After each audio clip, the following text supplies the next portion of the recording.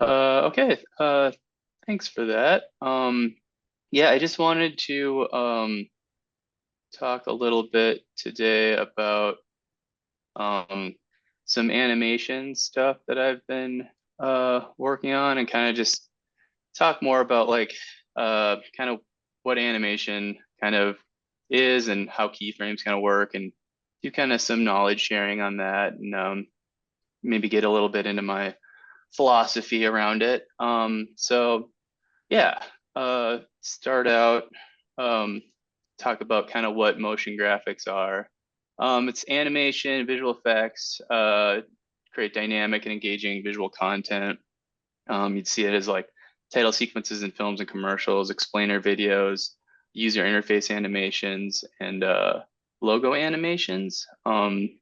Let's show a couple things that I've been working on. This is like a little cyclist guy I've been kind of working on in my free time. Kind of using some plugins that let you kind of make limbs on characters and so forth. This is something from the sizzle reel, kind of a kinetic text example, showing how we can use words and kind of create fluid movement that way. And here's a data visualization example from the sizzle, kind of showing off how we can incorporate that. Isn't that complicated? Yes, it is. And I just wanted to spotlight a few programs we could use, make motion graphics and animation in After Effects, Blender, some stuff you can do in Figma to add motion for your user interfaces, Cinema 4D, which I don't really use that much, but I think it'd be nice to maybe get into that a little bit. And then CSS, you can even do animation in. And then animate is kind of what replaced Flash. A lot of stuff you do in there is for hand-drawn animation. So kind of showing like what the difference is between just video editing. If you look at video editing, you'll have like an audio timeline and a video timeline, and everything's kind of cut together pretty linearly. And you can do things a lot more complicated than this, but like this at a base level, this can be like a really functional and good video.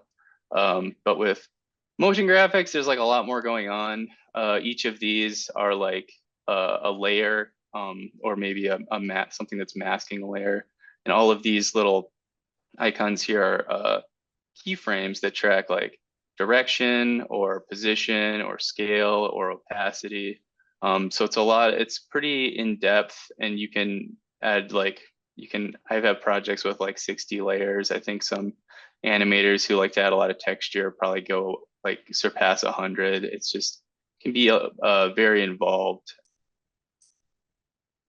And then I've talked about keyframes a little bit so far, and I just got keyframes that control size, position, location, rotation, color, frequency, movement speed, and opacity. So just a lot you can do with that. Kind of simply, these are the keyframes here, and then you can see these kind of linear movements that move this up into the right diagonally. And then the scale reduces as you go from one point to the next, or increases. And what kind of modern animation tools like After Effects do is they create what's called a tween animation. So you only have to really set the points, and then it will do things in between, and you can modify like how that movement acts as either like linear or kind of other curves to move that along. I kind of want to demonstrate that now here. This is a bouncing ball animation I put together pretty quickly. It just kind of goes like up and down. It's not very interesting. It just kind of, it just modulates from one position to the next. You can like look at the curve for it here if you want to. You can just see it's just down and up. It's pretty simple. So what I did was make another ball, and this one's moves a lot more fluidly, a lot more organically, kind of like you'd see a bouncing ball in like a cartoon. I'm using like squash squish principles. If you want to take a look at the curve here, you can see that this animation like gets faster as it goes to the ground, and then it hangs at the bottom for a bit. I actually have to show what the ball looks like as I do this. So So yeah, it gets faster as it goes down, and then it hits, and then instead of like bouncing up right away, the force is like transferred through it. It gets smaller and expands outwards, and then it reverses and goes back up, and we have like a more fluid animation. And if you look at them together, you can just see how much better it is when you add that like little extra to kind of make it work that much better.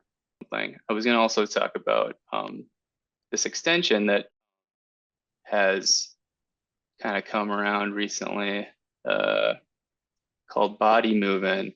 And this is such a cool tool. It's created by Airbnb and it lets you export animations from After Effects and into JSON Lottie files, which is kind of a new, I haven't really used these before, but recently I've been playing around with them a lot. And we're able to have an animation just like the one I just showed you.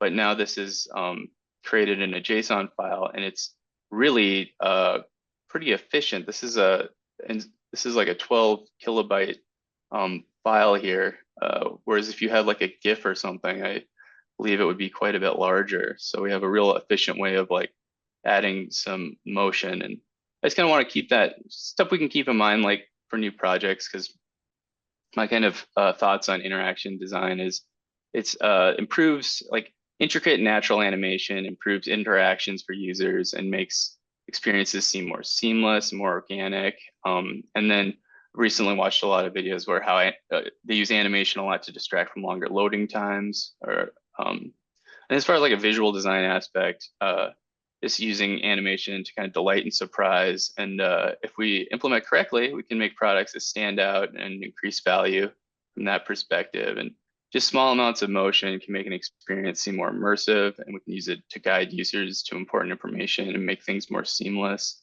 And as far as implementation, there's prototyping tools in Figma to add, motion to menus and ways that we can make a product really come to life in there. And like I already showed off Airbnb's Lottie files, so lots of cool stuff we can think about doing moving forward.